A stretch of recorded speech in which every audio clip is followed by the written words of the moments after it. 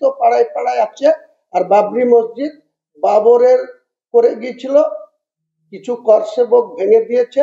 আমি বাবরের ঘটনাক্রমে পুত্রর নাম হুমায়ুন কবির, আমি হুমায়ুন কবির, এটা করবই করবই করব, কোন শক্তি আমাকে রুখতে পারবে না। দাদা, একটা দিনের রাজনীতি করাটা উচিত নয়, সেটা থেকে বিরত হওয়া উচিত। তো আপনাদের মনে ছিল না যখন ভারতবর্ষের প্রধানমন্ত্রী রাম মন্দির করলেন 22শে জানুয়ারি 2024 উদ্বোধন করে, সুপ্রিম কোর্ট যখন বললেন যে বাবরি মসজিদের ট্রাস্টের জায়গাটা রামলীলা, তখন কি এটা উন্নয়নের বাইরে ছিল না? মন্দির হলে উন্নয়ন হবে, জগন্নাথ মন্দির পুরী থেকে এসে দীঘায় হলে উন্নয়ন হবে, আর হুমায়ুন কবির মসজিদ করলে তখন আপনারা আমাকে মনে পাঠিয়ে দিবেন যে উন্নয়ন করতে হবে। উন্নয়ন করার দায়িত্ব যাদের আছে, জেলা শাসককে বলুন, জেলার অন্য যারা জেলা পরিষদে নির্বাচিত আছে তাদের বলুন। আমরা তো শুধু একটা বিধায়ক আছি।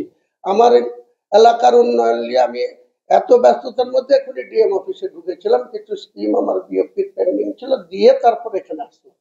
তো উন্নয়ন আমার যতটুকু সীমাবদ্ধ ক্ষমতা আমি সেখান থেকে উন্নয়ন করি। আর যাদের বৃহৎ ক্ষমতা দিয়ে রেখেছে রাজ্যের নেত্রী, তিনি 518 কোটি টাকা দিয়ে গেলেন 6 মে ছুটিতে। তো সেসব উন্নয়ন কোথায় ত্বরান্বিত হচ্ছে আপনারা খোঁজ খবর নিয়ে এগুলো লোকের কাছে প্রচার করুন। বিভ্রান্তমূলক কথা, সংবিধান মেনেই আমি করছি কাজ। রাম মন্দির হলে সাংবিধানিক ঠিক আছে, কোথায় সুপ্রিম কোর্টের জাজমেন্টে বলা আছে যে কোথাও ভারতবর্ষের মাটিতে বাবরি মসজিদ করা যাবে না? কোথায় বলা আছে? যদি judgement supreme court, honourable supreme কোর্টের জাজমেন্ট এটা থাকে, আমি বলছি আমি আমার কর্মসূচি বন্ধ করব। যদি এটা থেকে থাকে, তাহলে উনি যখন রামলীলার পক্ষে রায় দিলেন, রাম মন্দির হয়ে গেল, 2024 সালের 22শে জানুয়ারি প্রধানমন্ত্রী জি ওপেন করলেন, সেই সময় 19-এ ভেটিক দেওয়ার সময়, রায় জাজমেন্ট দেওয়ার সময় পরিষ্কার করে উনি বলেছিলেন যে উত্তরপ্রদেশের সরকারকে যে বাবরি মসজিদের জন্য 7 একর জায়গা দিতে। জায়গাটা কোথায় দেওয়া হয়েছে? যেখানে মুসলিমদের পার্সেন্টেজ অত্যন্ত নগণ্য, মাত্র 15% মুসলিম বাস করে, অযোধ্যা থেকে 14 কিলোমিটার দূরে। এটা ইন্টেনশনালি সুপ্রিম কোর্টের অর্ডারটাকে ফলো করার পরেও সেখানে যাতে মন্দির 15% মুসলমান, তার মধ্যে আবার 5%-এর একটু অর্থনৈতিক অবস্থা আছে, 10% লেবার শ্রেণী, ডেলি লেবার করে খায়, তাদের সেখানে বাবরি মসজিদ করবে। আমি এখানে 72 আছি, বাংলায় 37% আছি। যখন এটা কমপ্লিট করব সেদিন 40%-এ পৌঁছাবো, এবং করব করব কোন শক্তি থাকলে আমাকে রুখে নেবে। তাতে আমি সহ 100 জন শহীদ হলে 500 জনকে শহীদ করে দেবো ওখানে। আমার চ্যালেঞ্জ এটা। কেউ বলেছে তো ইউপির যে উমা ভারতী জি, এক্স চিফ মিনিস্টার মধ্যপ্রদেশ, তিনি বলেছেন ইট খুল নেবে, হিন্দিতে বলেছে ওটা এক এক ইটা খুল লেঙ্গে। অযোধ্যা না, মুর্শিদাবাদ। আমি বলছি যে আমাকে কেউ ইট খুলতে আসলে তার কি অবস্থা করব, আগে আসতে বলুন। আর যে আমার মাথা কাটার জন্য বলেছে 1 কোটি টাকা, আমি বলছি সে যদি পারে আমার মাথা কেটে নিয়ে যাবে, আর যে কাটতে আসবে তার কি অবস্থা হবে সে বুঝে নেবে। আমি কারো মাথা কাটবো আপনাদের সামনে বলছিও না, ভবিষ্যতেও বলবো না। কিন্তু যে আমার মাথা কাটার 1 কোটি টাকা, মুসলমান সমাজের লোকেরও টাকা আছে, তারা যদি মনে করে তার মাথা কাটার জন্য যা যা করার দরকার সেটা প্রয়োজন দেখা দিলে করা হবে। এখানে রাজ্যপাল এসছেন, ওনার কি কাজ রাজ্যের আইন শৃঙ্খলা দেখার?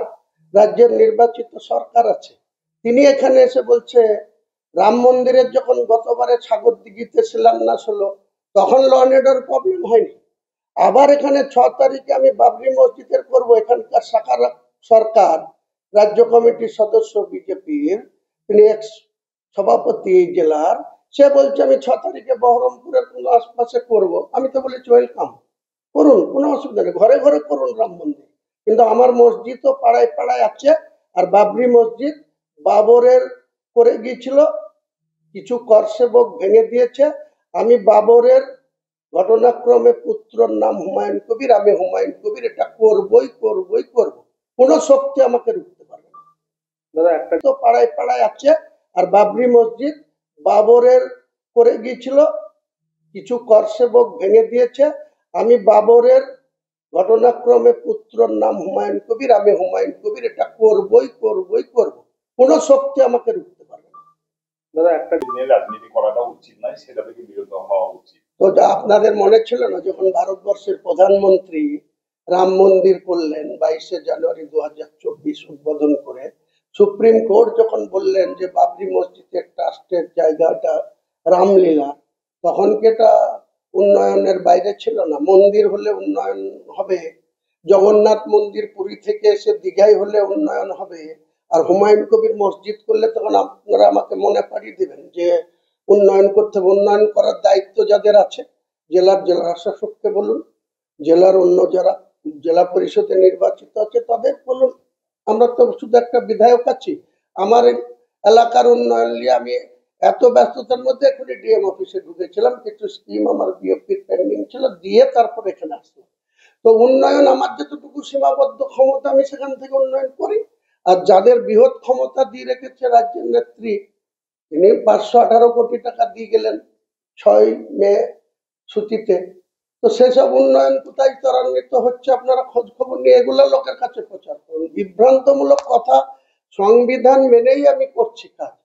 রাম মন্দির হলে সাংবিধানিক ঠিক আছে, কোথায় সুপ্রিম কোর্টের জাজমেন্টে বলা আছে যে কোথাও ভারতবর্ষের মাটিতে বাবরি মসজিদ করা যাবে না? কোথায় বলা আছে? যদি judgement supreme court, honourable supreme কোর্টের জাজমেন্ট এটা থাকে, আমি বলছি আমি আমার কর্মসূচি বন্ধ করব। যদি এটা থেকে থাকে, তাহলে উনি যখন রামলীলার পক্ষে রায় দিলেন, রাম মন্দির হয়ে গেল, 2024 সালের 22শে জানুয়ারি প্রধানমন্ত্রী যে ওপেন করলেন, সেই সময় 19-এ ভেটিক দেওয়ার সময়, রায় জাজমেন্ট দেওয়ার সময় পরিষ্কার করে উনি বলেছিলেন যে উত্তরপ্রদেশের সরকারকে যে বাবরি মসজিদের জন্য 7 একর জায়গা দিতে। জায়গাটা কোথায় দেওয়া হয়েছে? যেখানে মুসলিমদের পার্সেন্টেজ অত্যন্ত নগণ্য, মাত্র 15% মুসলিম বাস করে, অযোধ্যা থেকে 14 কিলোমিটার দূরে। এটা ইন্টারন্যাশনালি সুপ্রিম কোর্টের অর্ডারটাকে ফলো করার পরেও সেখানে যাতে মন্দির 15% মুসলমান, তার মধ্যে আবার 5% একটু অর্থনৈতিক অবস্থা আছে, 10% লেবার শ্রেণী, ডেলি লেবার করে খায়, তাদের সেখানে বাবরি মসজিদ করবে। আমি এখানে 72 আছি, বাংলায় 37% আছি, যখন এটা কমপ্লিট করব সেদিন 40% পৌঁছাবো, এবং করব কোনো শক্তি থাকলে আমাকে রুখে নেবে।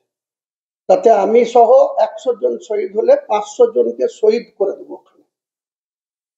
আমার চ্যালেঞ্জ এটা। কেউ বলেছে তো ইউপির যে উমা ভারতী জি, এক্স চিফ মিনিস্টার মধ্যপ্রদেশ,